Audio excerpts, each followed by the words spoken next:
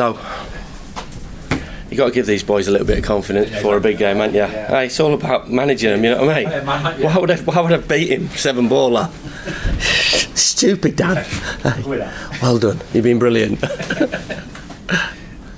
a reminder that we're live this time. Ladies and gents. You all ready to step in? All done? All good at the back? Go on then, Robert. Chris, what kind of an opportunity is this for the club, for the players, for everyone? Yeah, fantastic one. Talk about opportunities, great opportunities, give you a chance to make great memories as well. So not only, of course, what's attached to the game from a financial point of view for the football club, of course, it's talked about heavily. But for me, the opportunity of going back to the Premier League with our football club, and for the players, the opportunity of pitting themselves against players, the best players in the world. How much are you relishing managing Sheffield United at Wembley? Yeah, it's going to be a proud moment for, I should imagine, for anybody in my position. Mayor Street, a connection for the football club to lead the club out at Wembley Stadium. I should imagine in front of close to if not over 80,000 supporters. One of the biggest games in world football, as people talk about. It's a great honour and privilege and responsibility. But got to do my job right, and that's the first and foremost, and we're here to win. We talked about it at length. I know you've obviously been here locally as well. Talked about the reset after the Burnley game, which was really important, giving players valuable minutes, resting a few players, resetting physically, but most importantly resetting mentally. And I've been absolutely delighted in terms of the reaction that we've got from the Burnley game. I should imagine the narrative was a negative one. And then you have to pile on all the stuff that everybody locally and possibly nationally talks about our playoff record, but that's not touched us one bit. One single ounce of that has not gone into my thinking or the players' thinking. They're ultra positive, they're focused, they're excited as well, and they're really looking forward to the challenge of going to Wembley and hopefully getting that win that we're all after. You've managed at this stadium before, you've won here, so what is it like winning at Wembley? Yeah, I mean, it's not a place for losers, is it? Watching the cup final last weekend, and you saw the contrast between, arguably one of the best teams in the country over the past 10 years against an outsider, and the joy and the elation of Crystal Palace. We've got some connections there with Dean Henderson, obviously. Delighted for Dean, and the disappointment and the pain that Manchester City feel, even though they've won everything that's to be won in European football and domestic football. It hurts, so it's no place to lose, as everybody talks about. A lot of people talk about, it's the best way to go up. I've been consistent with that. I would have rather have gone up automatically, but we were given an opportunity and we've taken it, and we have another opportunity awaiting us on Saturday afternoon.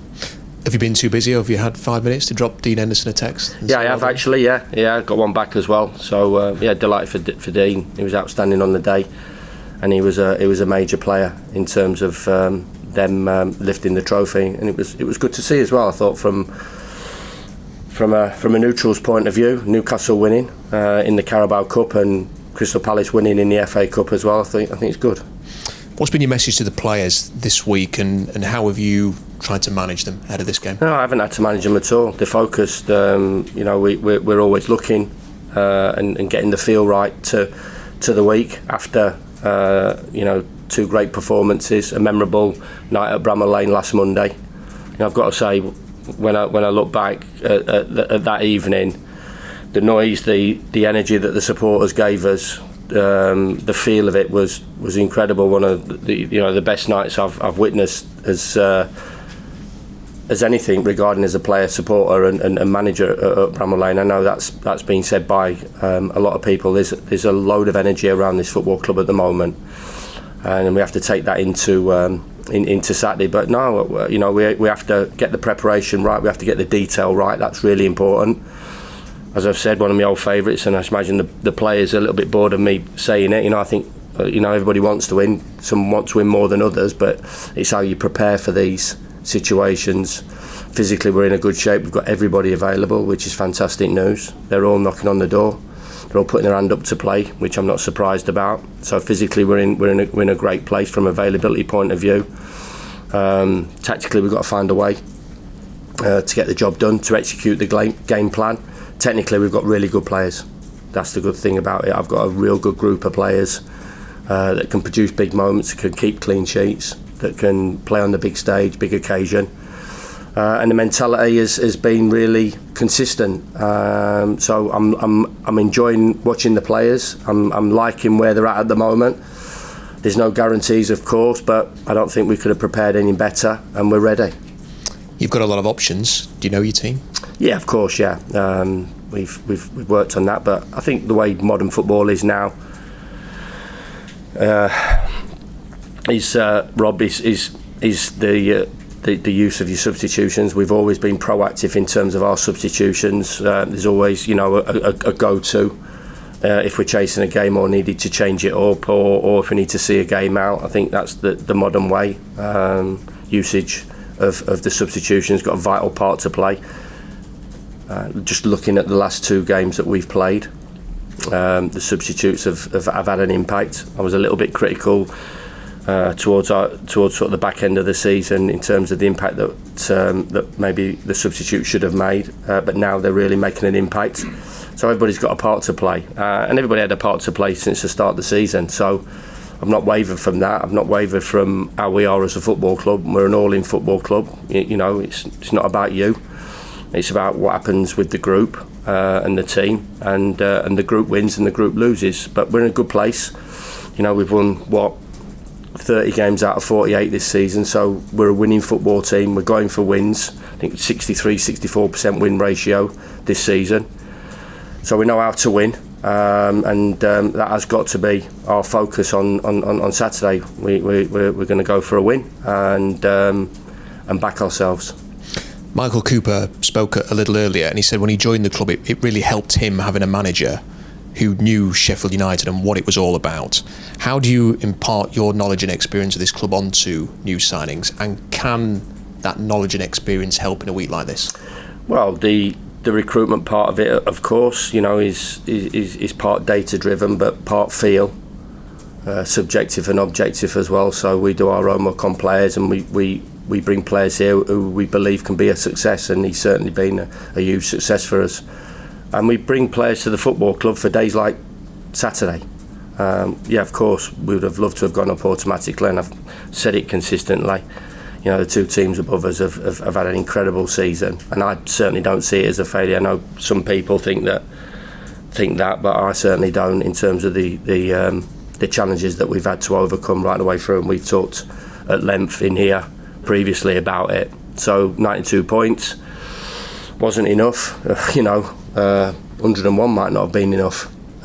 The way those two have gone about it. So maybe credit to them, and maybe taking a little bit of negativity away from us. I believe, especially with the challenges that we've had to face, and maybe both the other clubs have had big challenges, of course, but maybe not on the scale of what we've had to cope with. But that's it. That's done and dusted. And as I said, we've got an opportunity on Saturday. But these players come to this football club for big days, big games, big occasions, and they don't come any bigger than Saturday. Just one final one on Cooper. He was asked how would he describe his style of goalkeeping, and he said it chilled. Is that resonate? With what he said? Yeah, I like and how much does it help having a keeper who's quite chilled? Well, I've gone from one extreme to the other, haven't I? Really, in terms of having the lunatic in goal for us for 2 seasons, who was absolutely outstanding, and I love him to pieces. I think he's, for me, the best goalkeeper in the country. Every time I send him a message, I always say England's number 1, how are you? And he always comes back in a positive fashion. And Michael's completely different to it. So, listen, ideally, the job is to keep the ball out the back of the net, is to be calm, is to make big saves, is to make big saves in big moments when they have to, and they've both done that. Michael's contribution to the team this year has been outstanding. It was a smart signing for us, and Michael's grown and grown, and hopefully this is just another another step up for him. He certainly can play at the highest level, and that's what we're all aiming to do come Saturday night. Chris Kavanagh's the referee. 193 yellow cards, 7 reds this season. Do you talk to your players about that? We know he's a respected Premier League referee, so I've not really gone into the detail regarding yellows and reds. Yeah, of course the sort of landscape's changed in terms of the VAR being involved at the weekend. We had Craig Pawson in at the football club on Monday to go through certain situations and certain scenarios as well. So I was thankful for that option that we had. So we've talked to him because the game at that level. And refereeing at Premier League level is a different one to Championship football. So, but we have to play the game cleanly. We have to be disciplined in our approach, but we have to be competitive. So, challenging both that competitive aspect, emotional approach as well, because it has to be. There has to be that fire in your belly, and no doubt there will be. There's no need, I don't ever feel I have to motivate my players to pull on our red and white shirt. I might have to do it now and again at half time, give them a little bit of a poke. But this group has been motivated right the way through. So getting the balance right between nice and calm and cool and playing our game and playing in the flow that we have played recently to being competitive and wanting to win. So got to get that balance right. I think that's said in any big game and any final, that the team that handles the occasion and plays the game is going to come out on top, and we've certainly got to do that. What kind of game do you expect against Sunderland? I don't know. I can go on how they played at the start of the season. I could go on how they played at their place, or I could go on in the last two games. So, everybody has a way of playing. So we have to prepare for both aspects. As I said, all three games, 2 of the 3 games have been different, and I don't know how this game's going to pan out. If I was going off the Coventry game, you've seen it. So if they sit in, then we have to break them down. But they've played against us at their place, where we missed a penalty and we made a couple of mistakes, and they punished us, and we pushed. Second half, we weren't strong enough. I think one of the things that I've talked about is when you talk about substitutions and strength in depth. I look at our bench that day, and basically it was an under-21 bench, so that had to be dealt with in January, which certainly have. I think if you look at our bench now, especially at the weekend, it'll be completely different one to the one that was on the 1st of January. And the home game, they started off very well. I've watched them play, the young side, and they've got plenty of energy and plenty of personality, and they've got quality. They've got threats all over the pitch, because they wouldn't have got the points that they've got if they weren't a good side. And I think the same with us. We wouldn't have got 92 points if we had not done a lot of things right. So they've done a lot of things right, so I'll respect that. But we've done a lot of things right as well, so we have to make sure that we're bang at it, and we execute our game plan, whatever is put in front of us. I appreciate this is not going to have any impact on the game itself, but 14 points difference between the two teams. There's never been a bigger gap between 2 playoff finalists ever, going back to 1988. Does that speak to, if nothing else, the achievement of this season at Sheffield United, and now it's just a case of finishing the job? 100%. Yeah, we can take confidence that we've been consistently good right the way through the season, apart from one daft week really. And as I said, we'd have won 2 out of the 3 games. That might still not have been enough. So we can take confidence and belief of that we've been pretty good all season, and we need to be pretty good in the biggest game of the lot. We were excellent in both semi-finals, and so we've reset, as we talked about. The performance at Stoke was good. I believe we did enough to beat Blackburn at home on the last game of the season. So currently we're playing well. We feel the field is aflow to us. There's a confidence and belief. We can keep a clean sheet and we can score. So, and we know we're going to have to be, excellent in a lot of departments on Saturday. And if we did, then it makes our job more difficult. But go and execute that game plan. It's obviously the plan was after the Burnley game to reset, get ourselves right, plan for it, and then go and execute it. And we've executed the first bit. Now we're going to have to execute the biggest bit. Finally, you've had a few, but would this be your best promotion? I think we'll talk about that afterwards, Rob.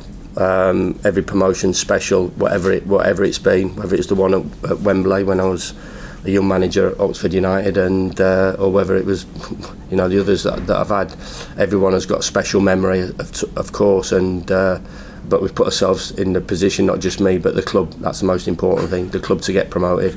And off the back of that, I've always there's stories, that people want to talk about certain individuals and players and managers or whatever, and I'll be happy to talk about that afterwards. But knowing that I've got to be a good football manager on Saturday afternoon, we've done well so far, but there's no medals handed out to us because we've been pretty good all season. That'll be happening on Saturday afternoon if we're good. The players good individually and we're good as a collective. And we do the business and get that win that we're all after. As I said, there's an enormous amount of energy around the place. I feel it living in the city as well. I know people want to talk about the negativity of the playoffs, but I've not felt that one bit at all. I think we're close to, if not sold out, which is, I think, testament to the belief that the supporters have got. The energy and the atmosphere in the second leg was as best I've felt as a Sheffield United supporter, player and manager, and we need to bring it all together on Saturday afternoon to get that win, and then I'll be absolutely delighted to talk about another promotion, but still a job to do. Thanks for your time, Chris. Best of luck. Rob. Thank you. Hi, Chris. Hi. It's two huge clubs, historic clubs as well, at Wembley. This is a great advert for the English game, right? Yeah, 100%. Sunderland, incredibly well supported football club. We watched the second game at home to Coventry. The atmosphere was absolutely electric, and the energy and the support that their supporters gave their players was incredible. Two tough games against Coventry City. I think Frank will be a little bit disappointed, and Coventry City maybe have not to have got that win, but that's what happens over 2 games. They found a way to win, and they'll want to find a way to win on Saturday afternoon. So yeah, 2 big clubs, and going head to head in a sea of red and white on Saturday afternoon. You mentioned they played completely different ways this season, Sunderland as well. But what do you make of that squad? Because it's full of young players as well, maybe without too much experience, maybe lacking a bit of fear as well, maybe. Well, it's both ways. You don't know, do you? Unless you've got a crystal ball. No, I don't. Well, who knows? So who knows how it rocks up? It's a new occasion for them. We've got a certain amount of experience which we can fall back on. Some of our players played in big games. Callum's played in semi-finals of the FA Cup. Gus has played in playoff games. They've all played in big games, even locally. That's quite a big game for the young players, the likes of Sydie Peck and Cooper, who's not played in no type of games, and Harrison Burrows. So they've all witnessed it and felt it. But as I said, it's about what happens on the day and who deals with everything that gets thrown into what is a huge football match. So yeah, they've got some talented players. They've got some young players, but they've got some experience as well. They've got Mepham and they've got Ballard and they've got some other guys. The captain's an experienced player, and Patrick Roberts has been around the block and he's a good player. Alan Brown's involved with them as well. So yeah, it can work both ways. We've got a pretty young side as well, so with that sprinkling of experience. So both teams are balanced. Yeah, of course they're the youngest of the 2 teams, and possibly one of the youngest teams in the championship, and they've done remarkably well to get themselves in the position, and they can be very proud of their efforts. You mentioned Callum O'Hare there, and yeah, they had that experience at Wembley in that semi-final. I mean, he's got that extra level of resilience though, and I guess in these sorts of situations, having that in your locker, something to fall back on, can give you something extra at this sort of moments, right? I don't think that they need anything, I've got to say. I certainly don't. I'm struggling to express how much that it means to all of us. And whatever story that they have, well, it's Callum's story that his experiences at Wembley or mine being locally or other players that want to go and achieve I want to go and play in the Premier League. Can't really express how much this will mean to us, but we got to channel all that. We got to harness all that to make sure that we're right and we're nice and calm and we're focused and we play as best we can individually and as a team. And as I said, the stories afterwards will all come out, and I think basically it's only you guys that want to obviously pick up these stories, and I get that, and that's the job, and that's the media. So I understand that, but we've all got an ambition and an aim and a dream to play in the Premier League and to get to the Premier League, and we got close, and then we have that ability with the opportunity of the playoffs and going to Wembley on Saturday. How different are you from the manager who took Oxford United up at Wembley? Because I watched back some of that and you look quite similar actually, but how much have you changed as a manager since then? Well, I think every experience you have to learn from. So in terms of, as I've just said, personally my desire and ambition and commitment is as big as it's ever been. The fire in me is as bright as it's ever been, as you can imagine as well, with the connections. But you learn right the way through your career, and I don't think you're ever too old to stop learning through every experience. And I'm learning stuff now that's new to me, that can improve me and it can improve our staff and it can improve ultimately our football club. So I've not got all the answers. I've never said I had. I'm not arrogant enough to think that I've been there, seen it and done it all. Because football's not like that. There's been down days as well, and there's been a couple of stints personally that I don't think personally my career should be defined by. But I think if you're from this part of the world, when you do get poked a little bit, you want to come roaring back and swinging. So certainly, I've got that in the locker, and the club has as well. From last year, a disappointing year, even though we were incredibly undercooked. In terms of at the start of the season and the recruitment and losing 2 players, our best 2.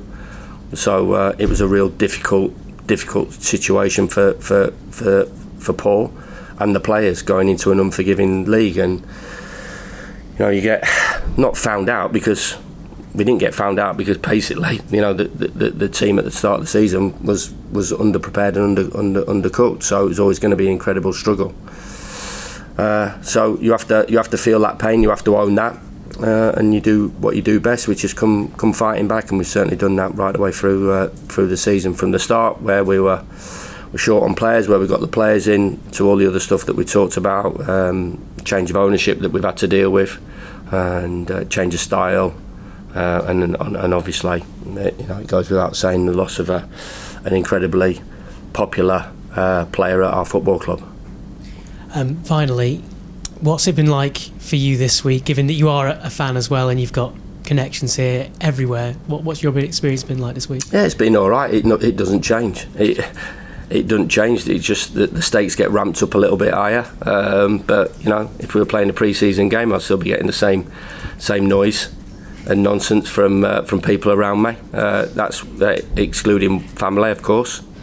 But that's how it is. That's what you live for, what you strive for, what you have to deal with, and I've had to deal with it for quite a long time. So another week, it's just another week in the life of me managing my football club. Thank you. Good luck. Cheers. Thank you. Hi, Chris. Just to touch on your point you made about George there. I mean, people talk about, trying to frame this in the right way, but people talk about teams getting a sort of 12th man from the crowd. Do you almost feel in a little way that you've sort of got that with George's sort of spirit behind you? I'm trying not to be too sort of cliche about that, but Sunderland are going to have their, every club's got their own, will have their own stories. Of course, this is a story that it's not fabricated, it's not false, it's not real. This is somebody that was an incredibly popular player for the football club, that some of the players that are still with us played with and lived 9-10 months of their lives with. I've talked about from 8 o'clock in the morning to 5 o'clock at night, to getting on that train, to getting in that hotel room, to sharing a dressing room with daily, to sharing a pitch with. So these are all things that have happened to us, and I think the club and the players have handled it incredibly well, and gone about it the right way. remembering George, of course, which is really important. You know, it won't be the be-all and end-all. You know, it won't be anybody's fault if we don't get the result we want, and it won't be, you know, this is the reason if we do get the result that we want. But it's just part of what happens and part of life. And unfortunately, people lose their lives, and this is things that happen. And there's sad stories to go with happy stories. But hopefully, we can remember George, which we have done so far this season in an incredibly positive way on Saturday afternoon. You're going to have to ask the players in terms of what motivation it gives them. I think they'll have their own motivation, but it's with us, as you said, and we're proud of his contributions to our football club, and incredibly sad that he's not with us. Yeah, as we all know, that this competition has not been kind to supporters in the past, has it? But this is a fresh group, isn't it? There seems to be a sort of different mood around the place this time amongst the fans and amongst the players and amongst yourself. You know, what were the message to the supporters to go into this? No, I think they've basically answered everything from my point of view. Away from home in the playoffs, even the Stoke City game, the atmosphere in the away end, the home game was a sellout. You know, it was a fabulous environment to play football with. In the last game of the season, the two playoff games took care of themselves, and they were incredibly supportive and gave us a load of energy, and they will do Saturday afternoon.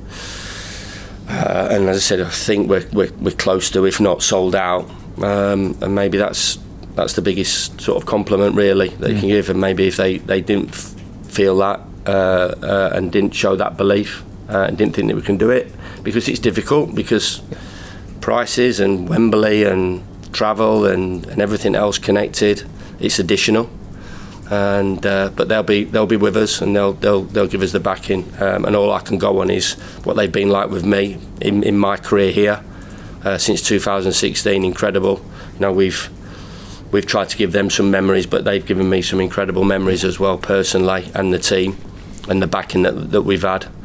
You know, of course, there's always some down days or whatever that you have to deal with, but this has been a real positive football club for going on 9 years now. It's been a real big successful era when you will look back at it, and we just want to add that to it, and reward them as well as realising our own ambitions and dreams. Yeah, I'm sure there were a lot of punters looking at Palace's celebrations last weekend with a bit of jealousy, because I imagine there's not many still around who've seen United win at Wembley. That'd be a pretty good memory to give them, would it? 100 years on from the last one. Yeah, there's loads of things in there. There's loads of backstories to it. But you know, for me, I've said to you, Dan, that the club's going to be around for another 139 years or whatever it is, and we will win a playoff campaign. And so there's one in front of us, and we've took a big step towards doing that with the performances and the results in the playoff games. Now we need to make that biggest leap now, which is obviously get a win for everybody concerned. Yeah, you've obviously got options in your squad. You've got match winners there. You've got a lot of options there off the bench. But what you've got is not just players who've played at Wembley. They've experienced success at Wembley, haven't they? You've got, said Gus and Callum have scored there. Hamza's won there. Rob Holding's won there. You know, it's not just experiencing it and maybe having negative memories. It's going there and winning. Could that be a big thing? Well, yeah. I mean, if you've lost there, you want to put it right, don't you? If you've won there, you want the same experience. So I've not been caught up in any of that. And as I said, the energy that there's been around the place, it just feels different. It feels totally different. Yeah, and I went to Cardiff, and I went, you know, and I went to Wembley when we got beat against Burnley. I didn't go to Huddersfield, but I've been to, you know, semi-finals as well. So that's part of the journey. And I get it, and I understand that as soon as, you know, the final whistle went against Burnley, that it would come flowing out, and I get that. Yeah. But all I can say honestly is how the players have been, how they've attacked the playoffs, how they attacked the last two games, positivity. In their approach and their play, how they attack the two playoff games, and how we're going to go after the final game in North London on Saturday afternoon. Yeah, just finally from me, you touched on VAR. Obviously, you've played 48 league games this season plus cup without VAR. In the last one, you've got it. Do you agree with that? I was pro VAR when it first come out. I think there's obviously been sort of stumbles with it along the way. We'd all like it to be better than maybe what it is at the moment. So hopefully VAR doesn't come into action on Saturday afternoon, and if it does, everybody gets the correct decision, because that's all we're after. We're after correct decisions, and if it plays its part as it is or was meant to be or brought into the game to be, then is that the ball over the line? It's working. He's not Villa Park, is he? They've tested it this time, yeah. Switched it on. Yeah. So you just want decisions, good decisions to be made, and surely, I'm sure, with Chris's experience and quality and the whole world looking on that, he'll play a part in managing the game correctly. Just make sure he switches the all kite on. Yeah, cheers. Thanks. Hi, Chris. Hi, Stu. Obviously, it's been a change of style this season and a different way of doing things. How much has that helped you in terms of just refreshing you a little bit? 100%, yeah. It's a great question and a great point. Yeah, it has. We talked about it. The club was built on, obviously, for a number of years, a successful system to get up for 2 promotions and the Premier League, but we felt it was time for a change. I felt it was time for a change for the supporters as well as myself and Al and the coaches to coach a different way. I do always have a smile on my face when people think that we're just a one-trick pony, because we're not. We've had successes in terms of coaching different formations right the way through our careers as well at different levels.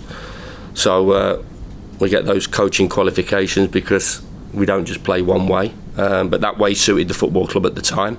And then when you get into a recruitment sort of situation, you end up not buying wingers. So we had to change the whole attitude around recruitment as well to bring in wingers to play the way that we wanted to play, and I've really enjoyed it. It's an early build, as we talked about. We've not been going for 2 or 3 years, or we've not had sort of 4 or 5 windows to refine it and get it better. And I think as well, Stu, the Championship, when you're playing Saturday, Tuesday, there's not much time to get themselves out on the grass and talk through different ways of playing this, or sort of refine it or improve it. It really is sort of improving it on a match day. Usually the biggest thing from a Championship point of view is recovery and go again from a physical point of view. So yeah, we're early on in that, and I've been delighted the way that the players have took to it. They're the biggest ones, if they're not having you, and if they're not having your messages or don't want to listen to their messages, then we would be halfway down the league or maybe going out of the division. But they've took to it. They enjoy the way we play. I like to think, and we've had success off the back of it. And when you have had success and you come away and you come back, how difficult is it to not just try and do the same again, not just in terms of formations, but looking for a goalkeeper with Dean Henderson's personality rather than one with Michael Cooper's? Yeah. Do you have to sort of fight that temptation to sort of recreate the last spell when you first came back? I think the game changes and moves on as it has done since I first started coaching to what it is now. I think maybe the players of this generation might not feel it, and my players might not feel it. But I think if you speak to Al, I'm a little bit softer, I'm a little bit more gentle with the players. But still, the non-negotiables are there, and they will be there to the day I hang up me sheepskin coat or whatever it is now that they talk about. So non-negotiables are massive for us in terms of the work ethic in the team, the honesty in the team, the competitive aspect of the team. I see that at top level. So if it's good enough at top level, and I did a bit when we played Liverpool in the Premier League and talked about how they played more longer balls than us, how they won more first balls and second balls and more crossed it more than anybody, and won more duels, and that was Liverpool, under Jurgen at their very, very best. So if it was good enough for them, there's always different ways of playing. I think you've seen as well. We're flexible in terms of how we want to play. Maybe the game at the moment is not as flexible as that. Teams stick to one way of playing. We like to, or try to, for the majority of times, cause different problems to different teams in terms of how they approach it and how they set up. And I think that's okay, and I'm comfortable with that, and the players are comfortable with that. But yeah, I mean, I think that I'm not going to deviate too much in terms of my personality and how I want the team to play, and more importantly, how I want a Sheffield United player to look and how I want a Sheffield United team to look. So whether you play 4-2-3-1, whether your goalkeeper is a rock star or is a librarian, whatever, however you want to go about it, the supporters are the biggest people that we have to make sure that we connect with. And I'm certain there's been a connection there. They've enjoyed the way we've played. I think that they'll have been a little bit frustrated at times the way we've played, just as much as us, because I still think there's work to be done. But doing the work on the job and winning on the job is always key, and we're always here to win, and that will be always my biggest ambition whenever we step out. Of course you want to play well, and of course if you play well 9 times out of 10, then you give yourself a better opportunity. But the game's about winning, and I've talked about, we've won 30 games out of 48. Win record this season 63%. We want to make it 31 wins out of 49, and we want to nudge that win percentage up, because that's, for me, that's what we're in the game to do. We're in the game to win, and we're going to try and do that on Saturday. And you talk about those non-negotiables, and I think we all know that they weren't all there last season in terms of the group you inherited. How much did you have to sort of bite your tongue and wait for the summer to reset things in terms of that side of it? Yeah, no, absolutely, yeah. And as I said, no, I don't think there's any blame on the previous manager as well. The team weren't ready 100%, and maybe sometimes people need to look a little bit deeper into that than maybe they are. I think it's easy to blame the players and straight away, but the team wasn't ready, and it was a difficult situation for the football club. Without going too deep into it, we had to own that, whether it's Paul as manager or me in the second part of the season had to own that as well. But yeah, of course, I used to go home and think, I can't wait. I think we all knew really it come to a stage where we've had to perform miracles to sort of get ourselves out of the position that we're in. You just wanted a few more bright moments really, and give the supporters a few more better days than what they had. But we unfortunately weren't able to do that. So even though the challenge was big in terms of turning the amount of players round, in a way, what I will say is that I was a little bit blessed that I had that ability to do that, to let a lot of players go and to move a lot of players on, and to let a lot of players go back from their loans and reset and rebuild. So in terms of the sort of mental reset, without giving away too many trade secrets, what did you have to do? And is it a case of you have to do a lot of work early on and then sort of leave it to police itself? Almost? Yeah, setting the tone with your messages in training, your attitude when you speak to the players, what you believe they are, what part they can play at this football club, speaking to all those players, whether they're loan signings or whether they're Callum O'Hare's or Kiefer Moore's, and all those Michael Cooper's and Harrison Burrows, what they can achieve here and how I want them to go about it, what they've done at their previous clubs that has attracted them to us, and for us to take them to the next level, in my opinion, and they have to come back with something as well. I always remember meeting Tyrese in an hotel in Manchester and talking to him, and really coming away really positive in terms of the messages that he was talking about and his attitude towards resetting. And we were quite frank and firm in that conversation where his career was going and what he needed to do, and we'd give him every help and every opportunity to realise what he can do, and so it's always a two-way thing, Stu. We'll try and help, give them the messages, try and bring that group together. Certain things we do, of course, that we do internally to grow that, but always the biggest part of this is the player and their attitude towards wanting to achieve and wanting to perform and win. And Tyrese was a great example of that. When I walked away from that, we tried to sign him a few years ago. Unfortunately, we couldn't get that one over the line.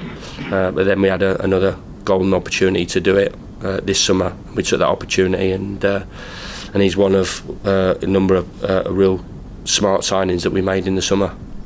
And we know you're a big fan of Callum O'Hare. You always tell us about how many minutes he's played this season. He came in earlier, and I just wondered. Did he run around for like 20 minutes before he sat down? We just depressed him for about 20 minutes. But in terms of the way he's been the last couple of weeks, has he gone up in your estimation in the way he's been since he's been? No, I'm just not surprised, and I'm not surprised in any of them, because that's what he's expected. I suppose the disappointment is when they don't do that, and you go, come on, this is not right, really, because this is not what we talked about at the start. Because we talked about there's no shoo-ins, there was no guarantees. Everybody's got to fight for a place. Everybody showed that desire to get back into the team with training standards. And when you have that opportunity to take that opportunity, every opportunity there in front of you is an opportunity to impress. And he's certainly done that. And his attitude has been first class. Of course, I see it. I see when I'm sat in the change room against Sheffield Wednesday, he wants to be starting. I get that. I think Pep Guardiola's having to talk about players. They all want to play, so they all have their different ways of dealing with that. But for me, the main aspects of that is showing the respect to your fellow players.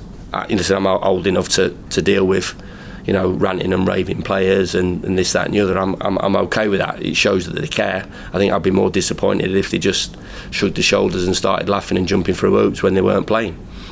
But they have to do it in the right way. They have to make sure they respect the decision made, because there's a reason, and they respect the player that is playing in their place and give them all the help that they can give, because when whoever was playing got that help and push and support from the other players that weren't playing at the time.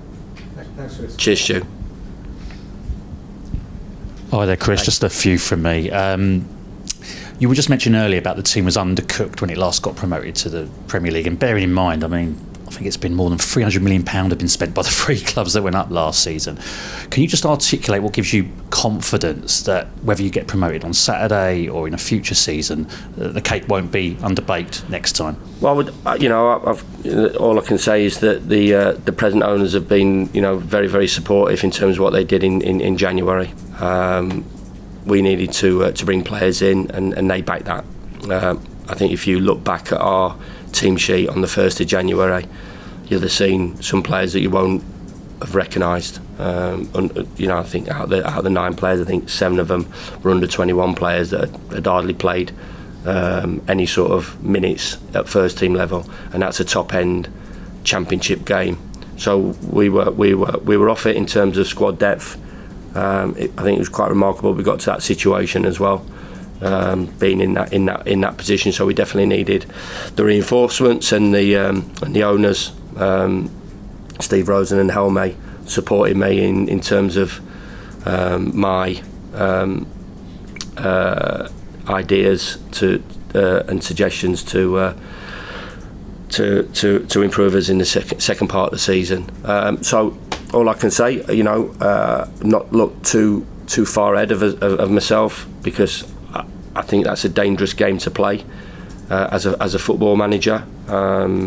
And what will be. What will be, if we do manage to win on Saturday, I'm sure, if Sunderland manage to win on Saturday, they'll be having the same conversations as what we are in terms of what's needed in the summer. But I'm certainly not having those conversations just yet. I'm having the conversation about internally about how we need to prepare and get it right on Saturday afternoon.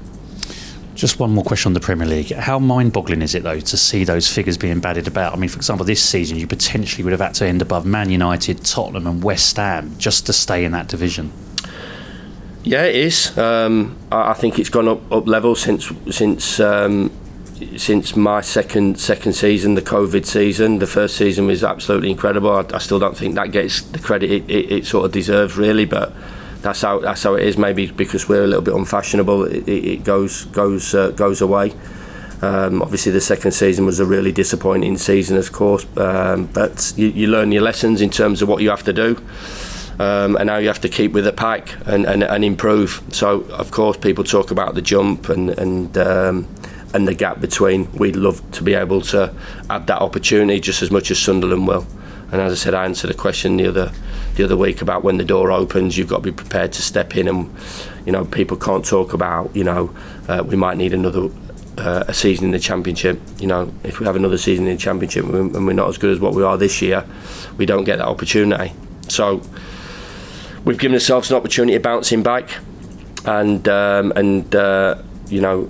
course, when you look at the numbers involved, they're mind-boggling. But I suppose if we do manage to get the result, I suppose being given a chance to be competitive is key, and then for us to find a way. And as I said, it'll be exactly the same for the Sunderland board and the Sunderland manager in terms of what they'll have to deal with. And in terms of prepping for Saturday, are there plans to go and visit Wembley just before? Are the players going to have a bit of a tour around there, or are you not going to bother with that? No, we've tried to stick to as normal plan as possible.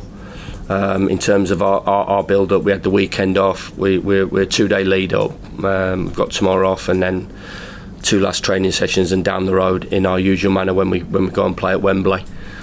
Go and play in London, and then obviously travel up to Wembley, and we've got that opportunity of having a quick walk round Wembley Stadium. But it'll be a 5 or 10 minute walk. We have that opportunity given to us, and we'll take it, and then we'll be back in and rest and prepare for hopefully an incredible afternoon of Championship football.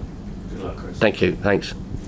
Just one on the back of that last question, Chris. Do you sort of smile ruefully to yourself or with amusement when you hear of managers getting their players to walk over hot coals or Ouija boards or whatever before they play at Wembley in the hope of finding some mystical power when most football matches are actually settled on the grass, aren't they? Yeah, you've just got to get that right, haven't you? That's the top and bottom of it. And that's what we've tried to do, to prepare, to plan. To give the boys belief and confidence in what we've done so far this season, what we've done recently as well, form-wise. We played really well in both games. I know the scoreline maybe reflects a one-way scenario. It certainly wasn't that. We were tested, which I would have expected us to be as well, as were Sunderland. So it's what you do on the day, how you pull it all together, how you connect it all. And of course all those other things are talked about, but you just got to focus on the game and make sure you play the game and not the occasion. And just one last one on the George Baldock thing. Could you quantify just how powerful sort of the emotional energy you get from something like that is? The reason I ask is, you managed Watford, and about 10 years ago at Watford, a fan was kicked within an inch of his life at an away game at Wolverhampton, and the players used that he was a milkman, and they wore T-shirts saying, I think his name was Nick for promotion, and it became a galvanising force where the players really harnessed it and used it as a motivation. As what happened to George, given you a sort of, I'm not suggesting it's giving you a mystical power, but the emotional energy that the players got from that, and the chants sweeping around Bramall Lane last week against Bristol City were really quite moving, as well as being a racket. It's hard not to get harnessed by that. Do you think the players and the staff do get sort of an extra emotional energy from it? Well, I certainly do, and I should imagine the players do. It was an incredible, powerful moment. As I said, I've had some incredible memories personally at Bramall Lane right the way through since I was a young boy, really. But that is by far and away the most emotional, powerful memory or situation or moment that I had at that particular moment. Of course, we were winning. Of course, it was a full house. So, yeah, that goes hand in hand, I suppose. But we've not tried to use it as a motivational. He's just been with us on the journey. I've talked about his shirt being in the home and away team dressing room right the way through. So, yeah, of course, it was an emotional afternoon after his passing at home to Stoke City. So, yeah, we can just use, I think, examples of how George was as well, as a player and as a person as well. Incredibly motivated, driven, wanted to be the best, wanted to play at the highest level, wanted to achieve. And I think there's similarities as well with a lot of the players, you know, starting off in the lower leagues. Your likes of your Coopers and your Burrows are similar to your Baldocks at Milton Keynes Dons and MK Dons, and up to Sheffield United, and then all of a sudden playing in the Premier League, and all of a sudden being an international for Greece. And all those achievements weren't given, and I think that's our football club. We're never given anything. It's not an open checkbook. We have to fight for everything. Whatever we need, whatever we have to achieve, we have to really dig deep and fight tooth and nail to achieve stuff. So there's a good comparison there in terms of the attitude that I love to see in players, which I loved in George, and the attitude of our football club. And I think that goes hand in hand. This might be one for Kev, actually. Do you know if any of his family are going to be at Wembley on Saturday? I've got to say, no, I don't know. So, yeah, I don't know. Cool, thank you. Thanks. Hi, Chris. Hey, Chris. Excuse me. Just want to talk a bit about a couple of players. Sydie Peck, who I think we all imagine has been running around like an excitable dog this week ahead of the match. Given that I imagine you probably put a lot of emphasis on Ollie Arblaster going into the start of the season, how much satisfaction do you get out of Sydie Peck's progress, given he's effectively saved you millions of pounds, really, given, you know, you would have had to have gone into the transfer market to replace Ollie? I think it's credit to Sydie. You know, he's seeing a teammate of his in the 21s all of a sudden sort of push ahead of him, and then playing the first team and captain the first team at Old Trafford, and the accolades and the narrative around Blasto was an important part of our start of our season with Suter. So to lose those two players was really disappointing. But Sidie's always been around it. He's not always been a million miles off of it. And as always with young players, they just need that opportunity. What opens up, you know, the combination at the time was Blaster and Vinny that went very, very well at the start of the season, and that opened it up for Sydie to come in, and he stepped in and represented his country like Ollie has, and playing regular football, and deserves to be starting and playing in this team at the moment, because his performances have been outstanding. There's still a long way to go, as there is a lot for a lot of the academy boys, but as we talked about, and you know, locally we're incredibly proud of our academy. I don't think any of the top sides are playing the young kids as we've done this season, so another challenge for us. So we have to be patient with them at times, because with young players, you know, they're a little bit up and down. But I've got to say, Sidie's, you know, been pretty consistent right the way through. His performances have been pretty good, and he's known that. He's had to play well to stay in the team. Got good competition in there now with Tom Davis being available, Jamie Shackleton being available. Amza can play there as well, so he's had to fight off some good competition, but opportunities open up, and it's how you take those opportunities, and he's certainly done that, and deserving of all the positive talk that's been wrapped around him. Just finally for me, another player perhaps has maybe not got the kudos that he deserves. Kiefer Moore probably doesn't score as many goals as maybe people expect him to, but this past couple of weeks, and certainly in the semi-finals, I think we've probably seen what he's there for, like in terms of his all-round game and obviously scoring as well? Has it been giving you a bit of extra satisfaction to see him really come to the fore? He did that at the start of the season for us before he got injured. You know, I always remember having a conversation with Tony Curry, and he was talking about, and you know, TC, how iconic he is and what incredibly talented footballer he was, a proper footballer. And then having a conversation, a cup of tea with him, and talking about the importance of Kiefer at the start of the season and how good he is. There was never a target for him. I've never put targets on centre forwards. Of course, I like them to score goals and create and assist and finish off, of course, because from a confidence level and what that gives them. But there was never anything that Kiefer Moore has to score 10 or 15 goals. Kiefer Moore has to be part of a winning football side, and he's been part of that winning football side at the start of the season. He had an issue with a hernia that we got to the bottom of. He pulled his calf at Millwall, and then he was out for a bit, and then he went in and had an hernia operation. I'd have loved to have him been available through that period, but he wasn't, and we got through it, and we were playing young Ryan, and we had other options at the top of the pitch, but to have Kiefer back is a great bonus, and however we play, you know, if you go direct into him, if he links it, if he runs down the side, I don't think he's ever going to be a Billy Sharp, Chris, but I'm not bothered about him being a Billy Sharp, even though I love Bill as well. I just want him to play a part in a successful football season, a football team, and he certainly did that at the start of the season, and most definitely he's proven an incredibly important member. He was, when we first signed him, it was a big signing for us at the start of the season. You know, the deal we did with Bournemouth in terms of, you know, Dan and Jefferson didn't want to stay and didn't want to sign a new contract.